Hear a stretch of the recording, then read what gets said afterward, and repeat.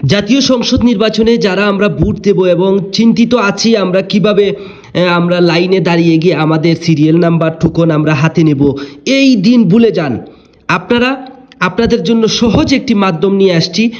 আপনারা প্লে স্টোরিতে যাবেন, প্লে স্টোরিতে গিয়ে আপনারা সার্চে ক্লিক করবেন এবং সার্চে ক্লিক করার পর আপনারা এখানে লিখবেন স্মার্ট ইলেকশন বিডি। হ্যাঁ, লেখার পর আপনি সার্চে ক্লিক করবেন। ক্লিক করার পর এই দেখেন আসছে। আসার পর আমি অবশ্য এটাকে ইনস্টল করেই রেখেছি। আমরা ওপেনে ক্লিক করব। তো ওপেনে ক্লিক করার পরে একটু সময় নেবে। তারপর আপনি বাংলা না ইংলিশ সেটা আপনি সিলেক্ট করবেন। আমি বাংলাতে সিলেক্ট করলাম।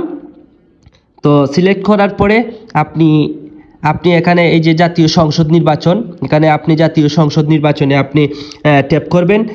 ট্যাপ করার পর এখন আপনি আবার আপনি সার্চ বক্সে এই যে দেখতে পাচ্ছেন সার্চ বক্স, এই বক্সে যাওয়ার পরে এই যে দেখেন আইডি কার্ডের নাম্বার। তো আইডি কার্ডের নাম্বারটা আমি তুলতেছি।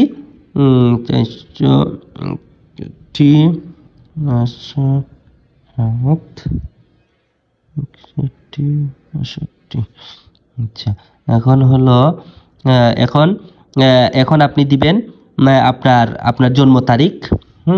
তো আমি আমার জন্ম তারিখ দিয়ে দিচ্ছি আমি।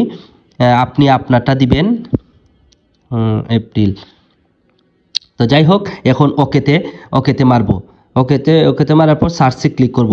সার্চে ক্লিক করার পরে আপনারা এই যে দেখেন আমার আইডি কার্ড নাম্বার, আমার ভোটার সিরিয়াল নাম্বার এবং আমার কেন্দ্র কোনটা এটা চলে আসছে।